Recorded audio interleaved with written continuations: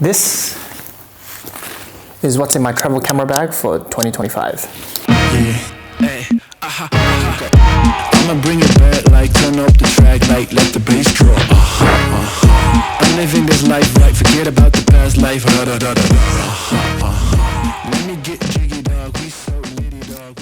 Hey friends, for those new here, my name's Henry and I'm a number cruncher by day and a street photographer and a camera clicker by night.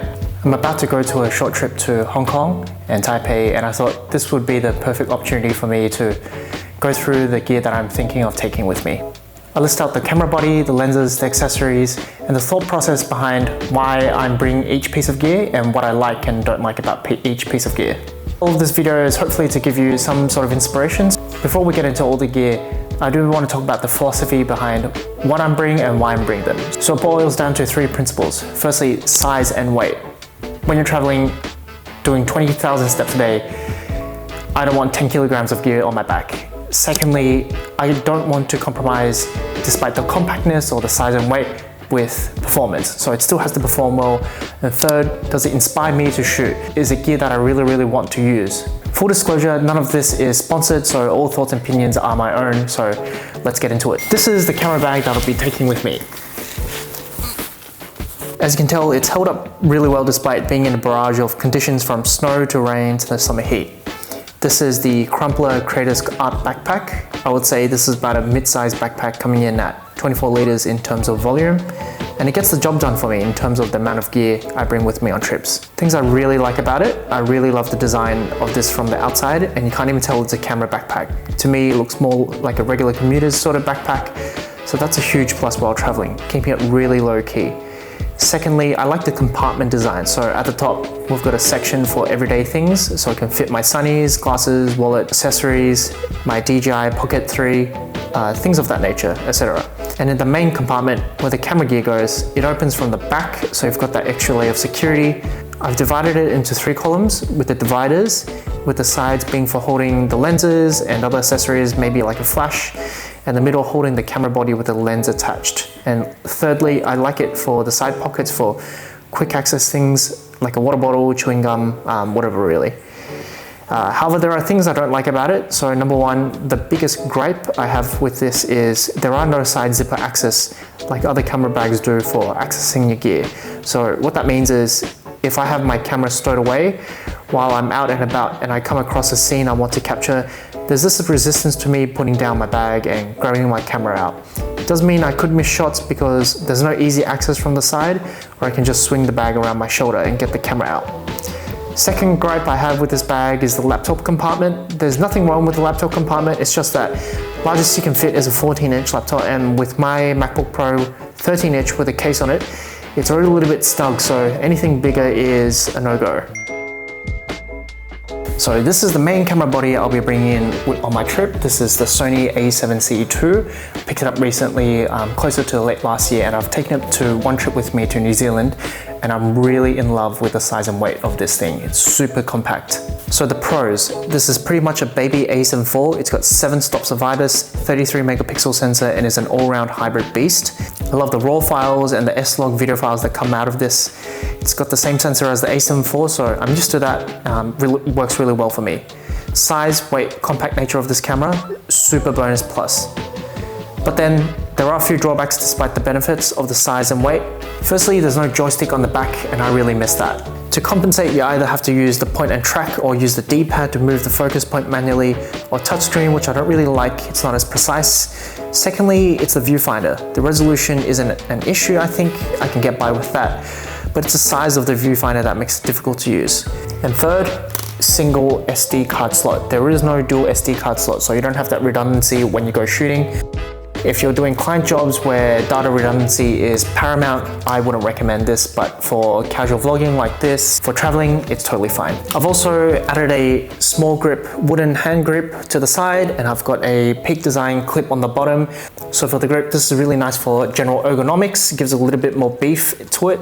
So for the clip, this is really convenient for backpack attachment for quick access. So on the shoulder strap, I can put it down on my shoulder like that, and when I see a scene or there's a picture I want to take, you can just slide it up. Next, let's get onto lenses. So the first one I want to talk about is, let's start from the wide end all the way to the tight end in terms of lens selections. So at the wide end, I've got this. This is the Tamron 20-40 f2.8. So I picked this zoom up recently and I've used it lightly last year in a family trip to New Zealand. I haven't really tried my hands at doing wide field of view photography much, and I want to use this for B-roll, travel vlog filming, especially at the wide end at 20mm and for photography at the tighter end at 40mm. So what I really like about it so far, super lightweight, coming in at around mid 400 grams. So far images coming out of this is pretty sharp and a versatile range for both photography and videography, and it's also weather resistant. This doesn't go as wide as the traditional 16-35 wide zoom, so you are only limited to 20mm at the widest. The trade-off for being so light is that the build does feel a little bit plasticky and the zooming doesn't feel as dampened as I'd like it to be. Next up in my lens selection is this one, the 55mm Zeiss. It's been in my kit for quite a number of years, but I haven't really given it a proper test until I'd say last year. So I think this is the perfect opportunity this year to put it through a stress test in my next travels. So pros so far, as I found since using it last year, again, lightweight, compact, and generally quite sharp. It's got the subjective so-called Zeiss pop. It's got a really nice bokeh, it's sort of swirly, and has a really good natural focal length at 55mm. So it's not too wide, but just not too tight. Perfect for singling out subjects in street photography and portraits. Cons, it's not weather sealed. It's one of the older Sony lenses that came out alongside the 35mm f2.8 Zeiss, so I might not be able to pull this out in rainy days or really extreme weather days.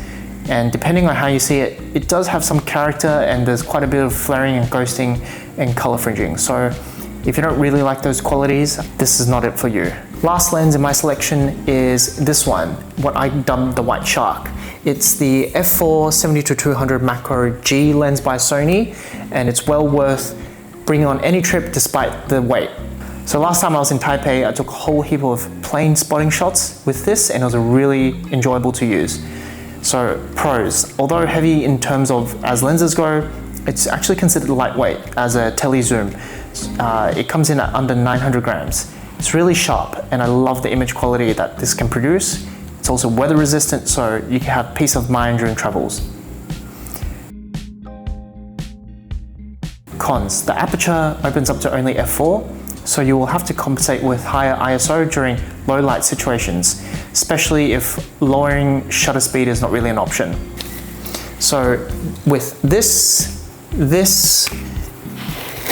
and this covers me all the way from 20mm all the way to 200mm. I think that's pretty versatile if you ask me.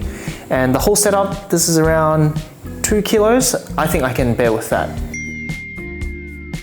All right, let's get on to other cameras and accessories. Firstly, this is the DJI Osmo Pocket 3. You can try to change my mind, but in my opinion, there's no other pocketable camera on the market right now that has the same image quality as this camera for its size. I filmed a lot of the footage in one of my previous videos, 23 photography spots in Tokyo, on this little camera. And if you've watched that, that's the type of quality you get. This is super convenient for vlogging and something you can just really quickly whip out, especially with this DJI mic, which comes included if you get the creators combo. So it also comes with extra battery extension, this mic, like I said, and a few other things, so well worth it. And next are these. Again, part camera, part glasses, especially for Instagram Reels, YouTube Shorts and the like. This is the Ray-Ban Meta Wayfarers. So on the top corner here, there's actually a camera, and this is really convenient for POV style type of content. So this is really convenient for street photographers, travel photographers, or any content creators in general really, where you want to capture the POV of something. So while I'm taking the shot, I want the BTS footage of that. With a press of a button right here, I can get that content. So super convenient, really like it. They also double up as my transition prescription glasses, so that's a plus. Next is the Falcam Tree Root Tripod. This is an awesome lightweight tripod for travel, coming in at under 1.5 kilos. It's built really well, and the only complaints I have is the leg locking mechanism is a spin lock instead of a latch lock. I wish the legs were locked with latches instead for even faster setup. That's about it for the gear I want to talk about in this video. As you can see, all of it is with consideration to my gear philosophy, especially when traveling. So the 3 principles are: number 1, size and weight. Is it lightweight and compact? I don't want to slug around 20 kilos of gear on my back doing 30,000 steps a day. That's not me. So lightweight, compact, and size. And number 2, I don't want to compromise despite the size and weight on performance. And so far, none of these lenses are letting me down. And number 3, does it inspire me to shoot? It could be the latest, the greatest, the best gear on earth, but if it's boring, if it doesn't inspire me, you know, what's the point? So it has to inspire me to shoot. Thanks for watching to the end. Click somewhere here for the previous video. Otherwise, wishing you guys an awesome one. Until the next time.